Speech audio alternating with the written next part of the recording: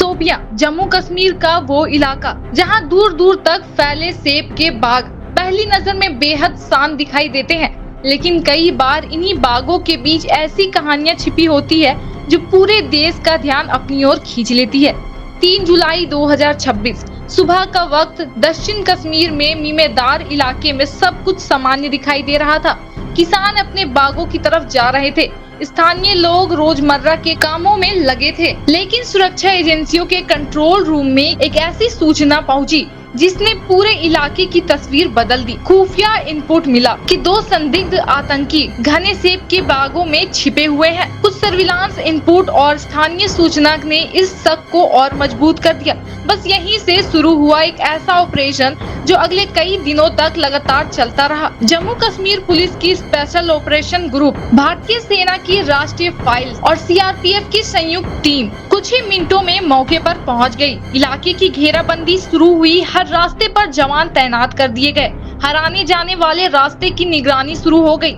लेकिन किसी को भी अंदाजा नहीं था कि यह ऑपरेशन इतना लंबा और चुनौतीपूर्ण साबित होगा। ये सिर्फ एक एनकाउंटर नहीं था, शुरुआती योजना साफ थी, इलाके को चारों तरफ से घेरकर संदिग्धों को आत्मसमर्पण का मौका देना। लेकिन जैसे जैसे सुरक्षा बल आगे बढ़े, वैसे वैसे यह साफ होने लगा कि सामने मौजूद लोग साधारण घुसपैठी नहीं है, बल्कि प्रशिक्षित और हथियारबंद आतंकी है।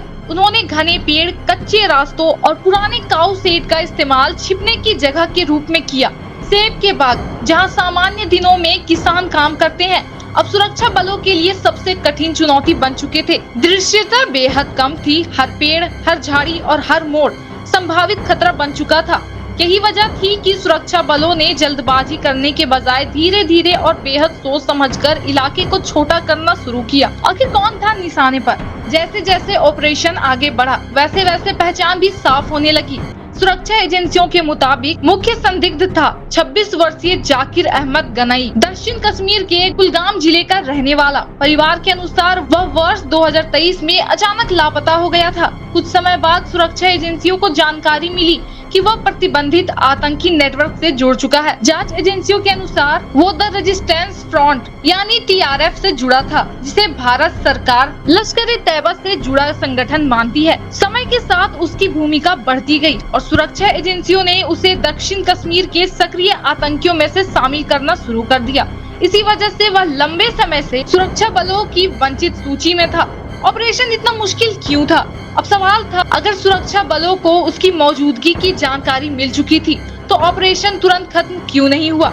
इसकी सबसे बड़ी वजह थी इस इलाके की भौगोलिक स्थिति।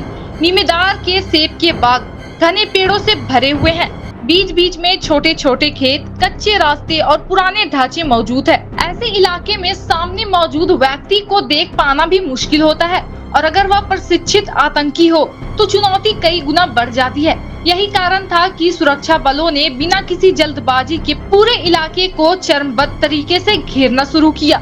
हर मूवमेंट, हर ड्रोन, सर्विलांस और खुफिया इनपुट की मदद से मॉनिटर की जा रही थी, क्योंकि इस ऑपरेशन का सबसे बड़ा उद्देश्य केवल आतंकियों को मारना नहीं, बल्कि अपने जवानों और स्थानीय नागरिकों की सुरक्षा सुनिश्चित करना भी था। लेकिन यहीं से कहानी अब और खतरनाक हो जाती है। ऑपरेशन का पहला दिन बिना किसी बड़े टकराव के गुजर गया, लेकिन रात होते होते सुरक्षा बलों को कुछ ऐसी गतिविधियां दिखाई दी जिससे साफ हो गया कि अंदर छिपे लोग भागने की कोशिश भी कर सकते हैं और जवाबी हमला भी। क्या वे घेरा तोड़ पाएंगे? क्या सुरक्षा बलों की रणनीति सफल होगी? और क्या जाकिर गनई सचमुच उसी बाग में छिपा था, या यह पूरी टीम को भ्रमित करने की चाल थी? इन सभी सवालों का जवाब मिलेगा, क्योंकि 3 जुलाई की शाम मीमेदार का पूरा इलाका अब एक हाई सिक्योरिटी जोन में बदल चुका था। चारों तरफ सुरक्षा बल, ऊपर ड्रोन की निगरानी और हर आने जाने वाले रास्ते पर कड़ी चौकसी। लेकिन घने सेब के बागों के भीतर अब भी सन्नाटा था, ना कोई हलचल, ना कोई आवाज। और यही सन्नाटा सुरक्षा बलों के लिए सबसे बड़ी चुनौती था, क्योंकि वे जानते थे सामने मौजूद आतंकी घबराए हुए होंगे, लेकिन वे पूरी तरह हथियारबंद भी है। पहला दिन घेराबंदी की रणनीति। ऑपरेशन के पहले दिन सुरक्षा बलों ने जल्दबाजी में हमला करने के बजाय पूरे इलाके की बाहरी घेराबंदी मजबूत की। स्थानीय लोगों को सुरक्षित स्थानों पर पहुंचाया गया। किसानों से अपील की गई कि वे कुछ समय के लिए बागों की ओर न जाए। इस दौरान ड्रोन और अन्य निगरानी संसाधनों से हर संदिग्ध गतिविधि पर नजर रखी जा रही थी। उद्देश्य साफ था, अगर आतंकी भागने की कोशिश करे तो उन्हें बाहर निकलने का कोई रास्ता ना मिले। अगले दिन सुरक्षा बलों ने घेरे को धीरे धीरे छोटा करना शुरू किया। इसी दौरान एक संदिग्ध हलचल दिखाई दी। जवान आगे बढ़े और तभी अंदर से अचानक फायरिंग शुरू हो गई। पहली गोली यहीं चली। जवानों ने तुरंत सुरक्षित पोजीशन ली और जवाबी कार्रवाई की। कुछ मिनटों तक दोनों की ओर से रुक रुक कर फायरिंग होती रही, लेकिन घना बाग और सीमित दृश्यता किसी भी पक्ष को स्पष्ट बढ़त नहीं दे रही थी। सुरक्षा बलों ने बिना आवश्यक जोखिम उठाए अपनी स्थिति बनाए रखी। सुरक्षा बलों की सबसे बड़ी सफलता ये थी कि इस पूरे ऑपरेशन में एक बात सबसे खास रही, सुरक्षा बलों ने स्थानीय नागरिकों की सुरक्षा को प्राथमिकता दी। ऑपरेशन ऐसे समय और तरीके से चलाया गया जिससे आम लोगों को कम से कम जोखिम हो। उपलब्ध अधिकारी जानकारी के अनुसार इस अभियान के दौरान सुरक्षा बलों की ओर कोई हताहत नहीं हुआ। यह किसी भी आतंकवाद रोधी अभियान के लिए एक बड़ी उपलब्धि मानी जाती है। 4 दिन की लगातार निगरानी के बाद खुफिया एजेंसियों को भरोसा हो गया कि घेराबंदी के भीतर मौजूद मुख्य व्यक्ति वाकई जाकिर अहमद गनई ही है।